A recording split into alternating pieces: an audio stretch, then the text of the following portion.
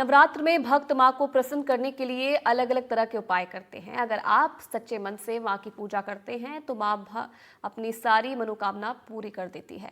अगर आप व्रत और उपासना करके देवी के 9 रूपों की पूजन करते हैं तो आप मां की कृपा, असीम कृपा पा सकते हैं।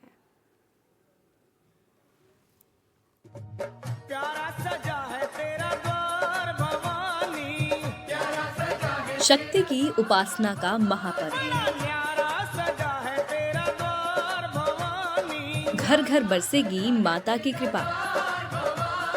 भक्तों की यहाँ भक्तों की नवरात्रि में मिलेगा माँ का आशीर्वाद। कतार भवानी, भक्तों की लगी है कतार भवानी, बड़ा प्यारा माता की कृपा से पूरे होंगे सभी काम।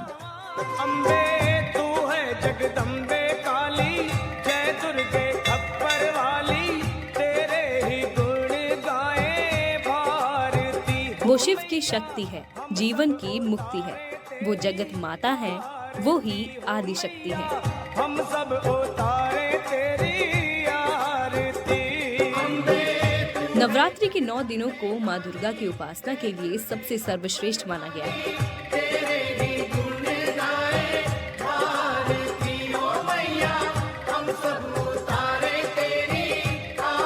हिंदू मान्यता है नवरात्र में मांगी गई भक्त की हर इच्छा को माँ जरूर पूरा करती हैं। कहते हैं इन 9 दिनों में विधि पूर्वक माँ के व्रत करने से मनवांछित फल की प्राप्ति होती है। नवरात्रि के इन 9 दिनों में माँ दुर्गा को 9 अलग अलग स्वरूपों में पूजा जाता है। वैसे तो साल भर में 4 बार नवरात्र आते हैं, जिनमें से 2 गुप्त, 1 चैत्र और शारदीय नवरात्र शामिल है।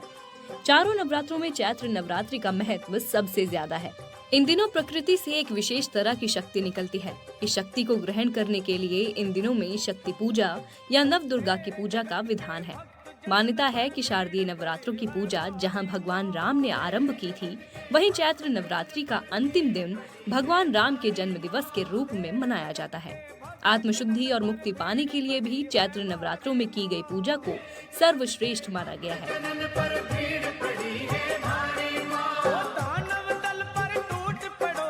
नवरात्रि में माँ की 9 शक्तियों की पूजा अलग अलग दिन की जाती है। शक्ति की उपासना माँ दुर्गा के पावन चैत्र नवरात्रों की शुरुआत हो गई है।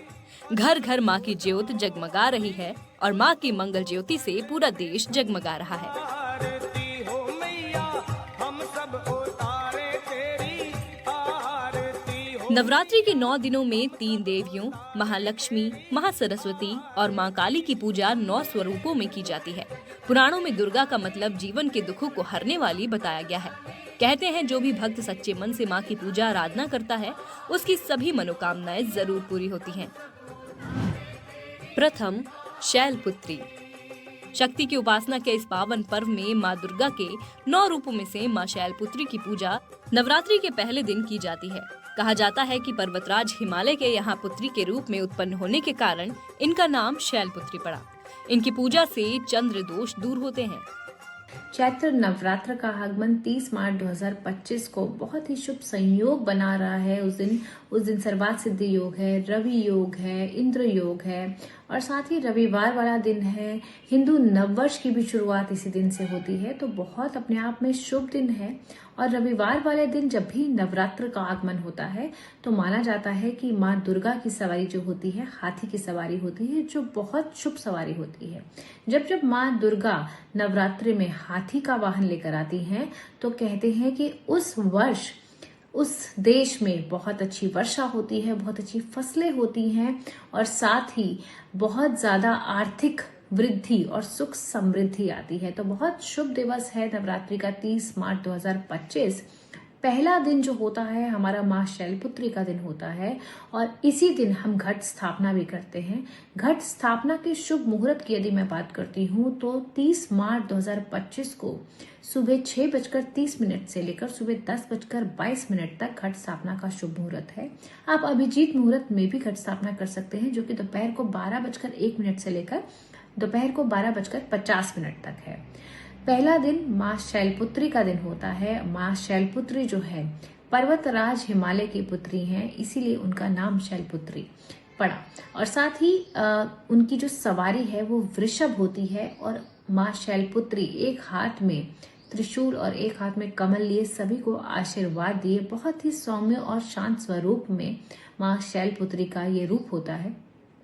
माँ शैलपुत्री को श्वेत वस्त्र जो है वो बहुत पसंद है। माँ शैलपुत्री को आप सफेद चीजें अर्पित कीजिए, सफेद फल, सफेद फूल, सफेद मिठाई, सफेद वस्त्र यदि आप अर्पित करते हैं तो माँ शैलपुत्री आपकी सभी मनोकामनाएं पूरी कर देती हैं। द्वितीय ब्रह्मचारिणी। नवरात्रि के दूसरे दिन माँ ब्रह्मचारिणी की पूजा की जाती है। देवी दुर्गा का ये दूसरा स्वरूप भक्तों को अमोघ फल देने वाला है। देवी ब्रह्मचारिणी की उपासना से तप, त्याग, वैराग्य, सदाचार और संयम बढ़ता है। माँ ब्रह्मचारिणी की कृपा से जातक को सर्वत्र सिद्धि और विजय की प्राप्ति होती है और इन्हीं की कृपा से भक्तों के जीवन से सभी परेशानियां भी दूर हो जाती हैं। देवी ब्रह्मचारिणी का स्वरूप पूर्ण ज्योतिर्मय है। आदि शक्ति का दूसरा स्वरूप माँ ब्रह्मचारिणी का स्वरूप, जो कि नवरात्रि के दूसरे दिन इनके इस स्वरूप की पूजा की जाती है। ब्रह्मचारिणी का अर्थ होता है ब्रह्मचारिणी, यानी कि ब्रह्म यानी कि तप का आचरण करने वाली। आदि शक्ति ने महादेव की हजारों वर्ष तक कठोर तपस्या करके उन्हें प्रसन्न किया था और तब महादेव ने उन्हें अपनी पत्नी रूप में स्वीकार किया था। तो ब्रह्मचारिणी स्वरूप की यदि हम पूजा करते हैं तो हमारी जिंदगी में स्थिरता आती है, आत्मविश्वास की वृद्धि होती है, जिंदगी में संयम और एक तरह से बैलेंस आता है, हमें पेशेंस आता है। हमारी जिंदगी में जितनी मर्जी कठोर समस्याएं आ जाए, उस समस्या से जूझने की हमारे अंदर शक्ति आती है, मानसिक रूप से हम प्रबल होते हैं। माँ ब्रह्मचारिणी जो है एक श्वेत कपड़े में लिपटी हुई कन्या का स्वरूप है और उनके एक हाथ में अष्टदल और एक हाथ में कमंडल है। माँ ब्रह्मचारिणी को हम पंचामृत का भोग लगाते हैं, हम चीनी या दूध से बनी हुई मिठाई का भोग लगाते हैं, उन्हें कमल का पुष्प अर्पित करते हैं, उन्हें सफेद या पीले रंग के फूल और फल अर्पित करते हैं। इससे माँ ब्रह्मचारिणी की पूजा की जाती है। तृतीय चंद्र घंटा। नवरात्रि के तीसरे दिन नवदुर्गा के तीसरे स्वरूप माँ चंद्र घंटा की पूजा की जाती है। देवी चंद्र घंटा के माथे पर घंटे के आकार का अर्धचंद्र सुशोभित है, इसलिए इन्हें चंद्र घंटा के नाम से जाना जाता है। माँ का शरीर स्वर्ण के समान उज्जवल है। नवरात्रि का तीसरा दिन माँ चंद्र घंटा के नाम से जाना जाता है। इस दिन माँ के इस स्वरूप की पूजा करने से आपकी जिंदगी में आय की वृद्धि होती है, आपका ओवरऑल जो है ऑरा एनहांस होता है, आपका समाज में मान सम्मान और प्रतिष्ठा बढ़ती है। साथ ही माँ चंद्र घंटा का ये नाम किस लिए पड़ा, क्योंकि भगत पुराण के अनुसार माँ का ये जो स्वरूप है उसमें आप देखेंगे कि उनके मस्तक पर एक घंटे के आकार का चंद्रमा आपको सुशोभित दिखेगा। साथ ही माँ के स्वरूप की यदि हम बात करते हैं तो स्वर्ण जैसा उनका स्वरूप दिखाई देगा, जिसमें माँ जो है शेर की सवारी कर रही हैं और उनके हाथों में आपको एक हाथ में कमल और बाकी के हाथों में अस्त्र शस्त्र दिखेंगे। माँ जो है तंत्र साधना में लीन और बहुत ही अलौकिक और अद्भुत स्वरूप में आपको नजर आएंगे। और यदि आप माँ के इस स्वरूप की पूजा करते हैं तो आपकी जिंदगी में कभी भी किसी तरह की दिक्कत परेशानी नहीं आती है, शत्रुओं पर आप विजय पा सकते हैं और आपका मान सम्मान और प्रतिष्ठा भी बढ़ता है। नवरात्रि में तीसरे दिन की पूजा में आपको माँ को खीर का भोग लगाना है, क्योंकि माँ को खीर की जो भोग है वो बहुत पसंद है। साथ ही आप पंचमेवा और दूध से बनी मिठाई का भी उनको भोग लगा सकते हैं। माँ को सफेद, लाल और पीले फूल यदि आप अर्पित करते हैं तो बहुत शुभ होता है। चतुर्थ कूष्मांडा। नवरात्रि के चौथे दिन माँ कूष्मांडा की पूजा की जाती है। माँ का ये स्वरूप शांतिदायक और कल्याणकारी है। देवी कूष्मांडा का स्वरूप इतना मन मोह लेने वाला है कि जो एक बार माँ की तरफ देखता है वो उन्हीं को देखता रह जाता है। देवी कूष्मांडा की 8 भुजाएं हैं, इसलिए इन्हें अष्टभुजा के नाम से भी जाना जाता है। इनके 7 हाथों में कमंडल, धनुष, बाण, कमल पुष्प, अमृतपूर्ण कलश, चक्र और गदा है। वही देवी के 8वें हाथ में सभी सिद्धियों और निधियों को देने वाली जपमाला है।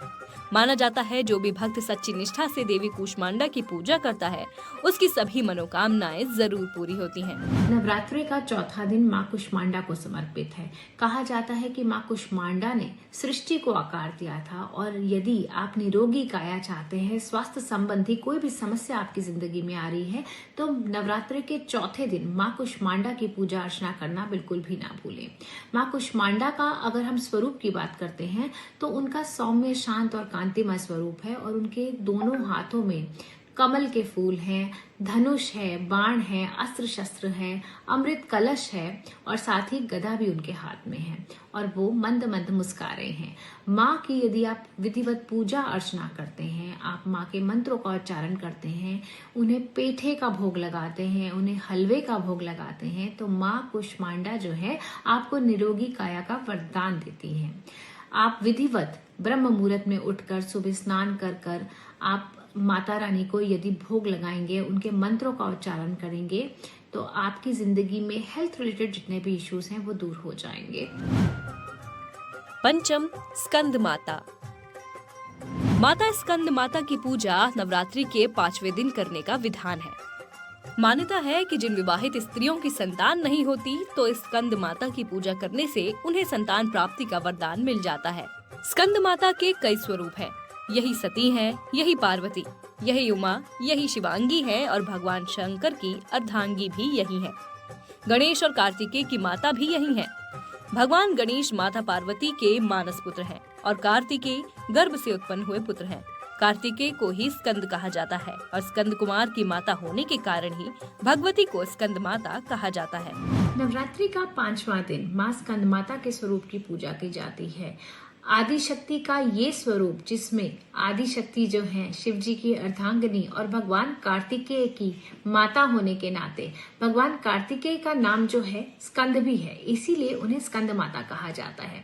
आदि शक्ति के स्वरूप की यदि मैं बात करूं तो माता रानी शेर की सवारी कर रही है, उनकी गोद में भगवान कार्तिकेय हैं और चारों भुजाओं में अस्त्र शस्त्र और कमल के फूल हैं और साथ ही वो आशीर्वाद दे रही हैं। यदि आपकी जिंदगी में संतान संबंधी कोई भी समस्या है तो नवरात्रि के 5वें दिन माँ स्कंद माता की पूजा करने से वो सभी समस्याएं दूर हो जाती हैं।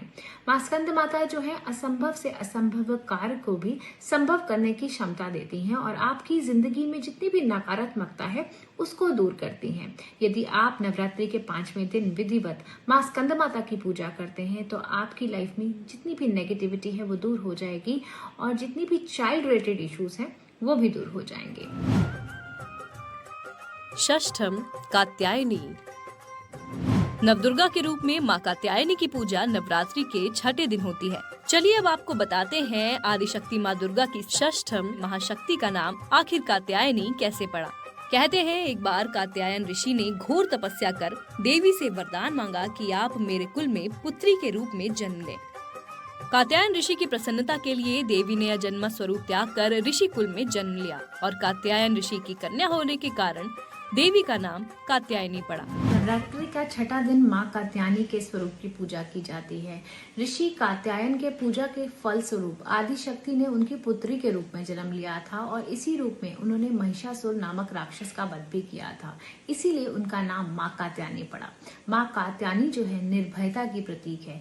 साथ ही 6ठे दिन यदि आप इनकी पूजा अर्चना करते हैं तो धर्म, अर्थ, काम, मोक्ष इन सब पुरुषार्थ की प्राप्ति आपको होती है। माँ कात्यायनी अगर आपकी जिंदगी में मांगलिक दोष है, अगर आपकी जिंदगी में विवाह संबंधित समस्याएं हैं या फिर आपकी शादी में बाधाएं या अड़चने आ रही हैं या आपका विवाहित जीवन सुखी नहीं है, तो माँ कात्यायनी की पूजा करने से आपकी जिंदगी में विवाह संबंधित समस्याएं जो है वो दूर हो जाती हैं। माँ को आप पान का बीड़ा और शहद अर्पित कर सकते हैं। साथ ही विधिवत पूजा के बाद उनके इस मंत्र का यदि आप 108 बार उच्चारण करते हैं तो आपकी जिंदगी में बहुत स्टेबिलिटी आती है और आपको कोई भी फियर या फोबिया है तो वो भी दूर होता है। सप्तम, कालरात्रि। नवरात्र के 7वें दिन माँ कालरात्रि की पूजा की जाती है। देवी कालरात्रि का शरीर रात के अंधकार की तरह काला है। इनके बाल बिखरे हुए हैं और इनके गले में विद्युत की माला है, जिसकी वजह से इन्हें कालरात्रि के नाम से जाना जाता है। माना जाता है कि आदिशक्ति माँ दुर्गा इस रूप में सभी राक्षस, भूत प्रेत और नकारात्मक ऊर्जाओं का नाश करती हैं और भक्तों को सुखमय जीवन जीने का वरदान देती हैं। नवरात्रि का 7वां दिन माँ कालरात्रि का दिन होता है। अगर आप माँ कालरात्रि के स्वरूप की पूजा करते हैं तो आपकी जिंदगी में बुरी शक्तियों का नाश होता है, आपकी जिंदगी में सुगमता आती है, अकाल मृत्यु का भय जो है वो दूर होता है और साथ ही आप अगर कुछ भी सिद्धि प्राप्त करना चाहते हैं तो माँ कालरात्रि के स्वरूप की पूजा करेंगे तो सिद्धियां भी प्राप्त कर सकते हैं।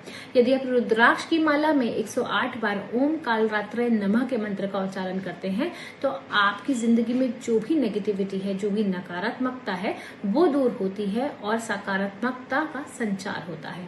माँ कालरात्रि के स्वरूप की यदि मैं बात करूं तो उनका कालिका सा स्वरूप, जिसमें माँ के त्रिनेत्र हैं, जिनमें से अग्नि की वर्षा हो रही है, साथ ही उनके लंबे केश चारों दिशाओं में फैले हुए हैं। अर्धनारीश्वर रूप में तांडव मुद्रा में माता का एक हाथ अभय मुद्रा में और एक हाथ वर मुद्रा में नजर आता है और साथ ही माता रानी जो है गदर्भ की सवारी कर रही हैं और गदर्भ जो है, जो सृष्टि का सबसे मेहनती जीव जंतुओं में माना जाता है, वो माता रानी को पूरे संसार में विचरण करवा रहा है। अष्टम महागौरी। आदिशक्ति माँ दुर्गा की 8वीं महाशक्ति का नाम है महागौरी। नवरात्रि की अष्टमी तिथि के दिन माँ गौरी का ही पूजन किया जाता है। माँ का ये स्वरूप बेहद ही शांतिदायक और कल्याणकारी है। महागौरी अमोघ और सद्य फलदायिनी है। मान्यता है कि महागौरी की उपासना और आराधना करने से भक्तों के जन्म जन्मांतर के पाप नष्ट हो जाते हैं और इन्हीं की पूजा अर्चना करने से मोक्ष के दरवाजे भी खुल जाते हैं। नवरात्रि का 8वां दिन माँ महागौरी के स्वरूप की पूजा की जाती है। माँ महागौरी की यदि आप पूजा अर्चना करते हैं तो आपकी जिंदगी में धन धान्य की वृद्धि होती है, अन्न के भंडार भरे रहते हैं, साथ ही अखंड सौभाग्यवती होने का वरदान भी आपको मिलता है। माँ महागौरी के स्वरूप की यदि मैं बात करूं तो श्वेत वस्त्र और श्वेत आभूषण और वृषभ की सवारी में माँ महागौरी नजर आती हैं और उनका जो चेहरा है वो बहुत ही सौम्य और शांत है। माँ महागौरी की अगर हम हाथों की बात करते हैं तो एक हाथ जो है वर मुद्रा में, एक हाथ अभय मुद्रा में, एक हाथ में डमरू और एक हाथ में त्रिशूल लिए माँ महागौरी का ये कांतिमय स्वरूप बहुत ही सुंदर लगता है। माँ महागौरी की यदि आप पूजा अर्चना करते हैं अष्टमी के दिन तो आपकी जिंदगी में सुखों की भी वृद्धि होती है। अष्टमी तिथि में आप कन्या पूजन भी करते हैं और जब आप कन्या पूजन करते हैं तो ध्यान रखिएगा कि कन्याएं जो होती हैं 2 से 10 वर्षों के बीच में ही होनी चाहिए और साथ ही इस दिन यदि आप कन्या पूजन के बाद दान पुण्य करते हैं, ब्राह्मणों को भोजन खिलाते हैं तो बहुत ही शुभ माना जाता है। नवम सिद्धिदात्री। नवदुर्गा के 9वें और आखिरी स्वरूप का नाम है माँ सिद्धिदात्री। मान्यता है कि माँ सिद्धिदात्री देवी दुर्गा का पूर्ण रूप है और इनकी आराधना से संपूर्ण नवरात्रों का फल तो प्राप्त होता ही है, साथ ही साधक के सभी कष्ट और बाधाओं का भी नाश हो जाता है। माँ सिद्धिदात्री अपने भक्तों को सभी प्रकार की सिद्धियां प्रदान करती हैं। नवदुर्गा में देवी के स्वरूप को सर्वश्रेष्ठ और मोक्ष प्रदान करने वाला बताया गया है। नवरात्रि का 9वां दिन माँ सिद्धिदात्री को समर्पित है। सिद्धि मतलब अलौकिक शक्तियाँ, दात्री मतलब पुरस्कार में देने वाली। तो माँ सिद्धिदात्री जो है अलौकिक और अद्भुत शक्तियाँ देने वाली मानी जाती हैं, सिद्धियाँ देने वाली मानी जाती हैं। महादेव ने भी माँ सिद्धिदात्री की ही पूजा अर्चना करके उनसे अलौकिक शक्तियाँ ली थी। 8 सिद्धियाँ महादेव ने जब माँ सिद्धिदात्री से ली थी तो माना जाता है कि उनका आधा शरीर देवी स्वरूप हो गया था, जिसकी वजह से उन्हें अर्धनारीश्वर भी कहा जाता है। माँ सिद्धिदात्री की पूजा अर्चना करने से मोक्ष की भी प्राप्ति होती है। माँ सिद्धिदात्री को बैंगनी रंग बहुत पसंद है, तो इस दिन यदि आप बैंगनी रंग के फूल, बैंगनी रंग के कपड़े आप माता रानी को अर्पित करते हैं तो माता रानी बेहद प्रसन्न हो जाती हैं। नवमी तिथि जो होती है कन्या पूजन के लिए भी विशेष होती है। इस दिन यदि आप कन्याओं को अपने घर में इज्जत से बुलाते हैं, उनका आदर सत्कार करते हैं, उन्हें गिफ्ट देते हैं, साथ ही उनके पैर छूकर उनका आशीर्वाद लेते हैं, उनको हलवा, पूरी, चना, नारियल और मौसमी फल का भोग लगाते हैं तो माँ सिद्धिदात्री की कृपा आप पर बनी रहती है। वैसे तो चैत्र और शारदीय दोनों ही नवरात्रों में माँ की पूजा का खास महत्व है, लेकिन चैत्र नवरात्र में की गई पूजा का भक्त को विशेष फल प्राप्त होता है। नवरात्र में रात की पूजा का खास महत्व है। मान्यता है कि नवरात्रि में रात में की गई पूजा से सभी मनोकामनाएं पूरी होती हैं। कहते हैं चैत्र नवरात्रि भक्तों के जीवन में विजय लेकर आती है। इस साल चैत्र नवरात्रि में विशेष संयोग भी बन रहे हैं। इस साल माँ भगवती आपके घर हाथी पर सवार होकर आ सकती हैं। शास्त्रों के अनुसार नवरात्रि का प्रारंभ जब रविवार या सोमवार के दिन से होता है तो माता हाथी पर सवार होकर आती हैं। यदि नवरात्रि गुरुवार या शुक्रवार से शुरू हो तो माँ पालकी में आती हैं। वहीं नवरात्रि की शुरुआत अगर मंगलवार या शनिवार से हो तो माता घोड़े पर सवार होकर आती हैं। माँ दुर्गा के नवरात्र अगर बुधवार से शुरू हो तो माता नौका में सवार होकर आती हैं। ऐसी मान्यताएं हैं कि जब नवरात्रि में माता रानी हाथी पर सवार होकर आती हैं तो बारिश होने की संभावना भी बहुत बढ़ जाती है। इससे चारों ओर हरियाली छाने लगती है और प्रकृति का सौंदर्य अपने चरम पर होता है। फसलें भी बहुत अच्छी होती हैं। इसके साथ ही मान्यता है जब हाथी पर सवार होकर माँ आती हैं तो अन्न और धन के भंडार भी भर देती हैं। धन धान्य में वृद्धि होती है। माता का हाथी या नौका पर सवार होकर आना साधकों के लिए बेहद मंगलकारी माना गया है। माँ नवदुर्गे हमारे जीवन में आ रही हैं और इनकी इस बार जो सवारी है वो गज यानी हाथी है। जब भी माँ गज यानी हाथी पर सवार होके आती हैं वो अपने साथ सुख समृद्धि ऐश्वर्य को लेकर के आती हैं। तो वह अब मानव जीवन में सुख समृद्धि और ऐश्वर्य की बढ़ोतरी होने वाली है। और माँ को प्रसन्न करने के लिए अगर आप गज पे बैठी हुई माँ दुर्गा की उपासना करते हैं, पूजा करते हैं, तो आपके सभी मनोकामनाएं पूर्ण होती हैं और आप ऐश्वर्यता को प्राप्त होते हैं। साथ ही साथ अगर आप 9 के 9 दिन माता को खीर का भोग लगाते हैं और लौंग की बनी हुई माला को पहनाते हैं तो आपकी सभी मनोकामनाएं पूर्ण होती हैं।